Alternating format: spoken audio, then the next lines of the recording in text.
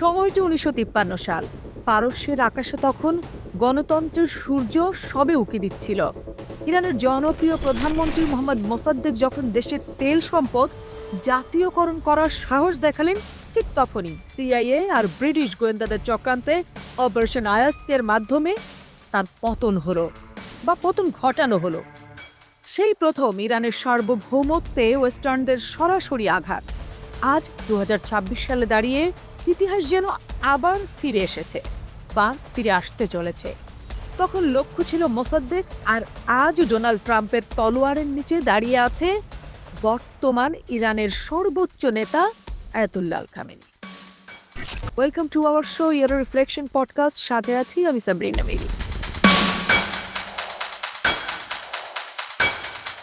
আচ্ছা বলুন তো, ট্রাম্পের পরিকল্পনা কি?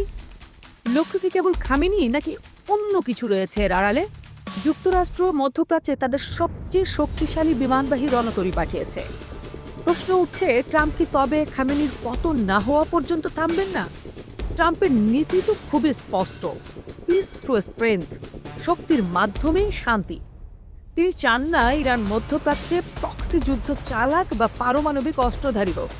তবে ট্রাম্প সম্ভবত সরাসরি যুদ্ধের চেয়ে ম্যাক্সিমাম প্রেশার বা সর্বোচ্চ চাপের মাধ্যমে খামেনি সরকারকে ভেতর থেকে ভেঙে দিতে বেশি আগ্রহী। তার কাছে লক্ষ্য কেবল একজন ব্যক্তি নন, বরং ইরানের বর্তমান শাসন ব্যবস্থার খোলস পাল্টে দেওয়াই তার মূল লক্ষ্য। বইয়ের এপাশ ওপাশ কিংবা ইন্টারনেটে চোখ রাখতেই দেখা গেল এখানে উঠে আসছে শাহপুত্র রেজা পাহলভির নাম। নির্বাসিত এই নেতার প্রতি ইরানের তরুণ প্রজন্মের একটি অংশের মধ্যে এক ধরনের নস্টালজিয়া কাজ করছে। ট্রাম্প প্রশাসন সম্ভবত ভাবছে, যদি বর্তমান সরকারের পতন ঘটে তবে পাহলভিকে সেই শূন্যস্থান পূরণ করতে পারবেন কিনা পরখ করে দেখতে। পাহলভি পশ্চিম গণতান্ত্রিক মূল্যবোধের কথা বলছেন, যা ট্রাম্পের ইরান ডিল বা ভবিষ্যৎ স্থিতিশীলতার জন্য খানিকটা সহায়ক হতেও পারে। তবে ট্রাম্প ব্যবসায়ী মানুষ, তিনি পাহলভিকে সমর্থন দেবেন কিনা সেটা কিন্তু এখনই ট্রাম্প নিজেও বলতে পারছেন না। সেটা নির্ভর করছে সেখানকার অর্থাৎ ইরানের জনসমর্থনের উপর। যদি পাহলভি উঠে যায় সেক্ষেত্রে ট্রাম্প হয়তো ব্যাপারটা ভেবে দেখলেও দেখতে পারেন। আর যদি সেক্ষেত্রে ইরানের জনগণই তাকে প্রত্যাখ্যান করেন, তাহলে ব্যবসায়ী মানুষ হিসেবে ট্রাম্প পাহলভিকে শেষ পর্যন্ত কতটা সামনে রাখবেন সেটি নিয়েও কিন্তু প্রশ্ন উঠে যায়। এদিকে ইরান কতটা প্রস্তুত, অর্থাৎ রণতরী যেহেতু পাঠিয়েছে মার্কিনীরা, সেক্ষেত্রে ইরানের কি করণীয় হবে বা সে কতখানি প্রস্তুত, সেই বিষয়ে যদি একটু কথা বলতে চাই তাহলে বলতে হবে, মার্কিন হামলার আশঙ্কার মুখে ইরান কি হাত পা আসলে গুটিয়ে বসে থাকবে? মোটেও না। কারণ ইরান আজ ১৯৫৩ সালের মতো দুর্বল নয়। তাদের কাছে আছে মধ্যপ্রাচ্যের বৃহত্তম ব্যালিস্টিক ক্ষেপণাস্ত্রের ভান্ডার এবং প্রশিক্ষিত রেভলিউশনারি গার্ডস। হরমুজ প্রণালী বন্ধ করে দেওয়া বা ড্রোন হামলার মাধ্যমে বিশ্ব অর্থনীতিকে অচল করে দেওয়ার মতো ক্ষমতা তাদের আছে।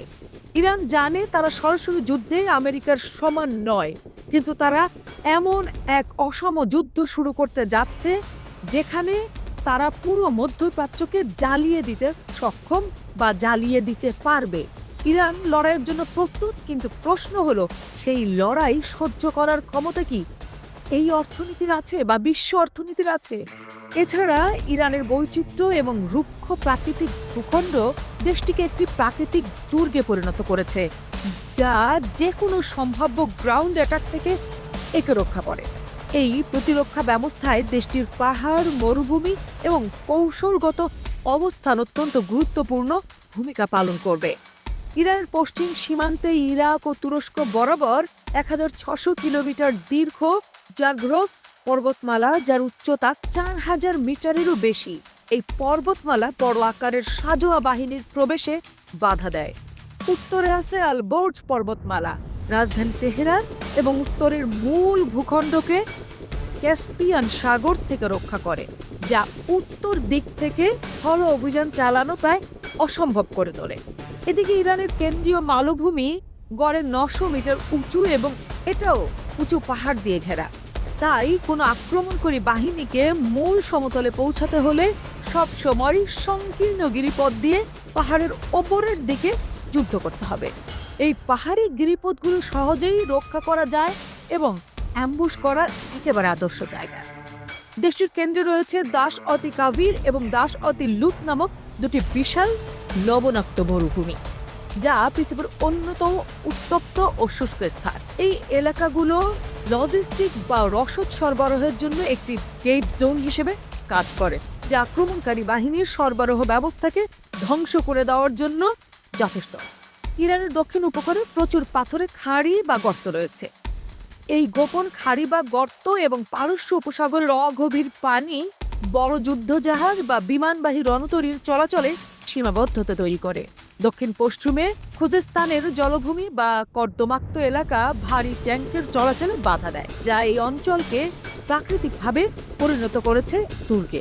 ইরানের প্রধান শহরগুলো পাহাড়ের পাদদেশে বা পাহাড়ের ভেতরে।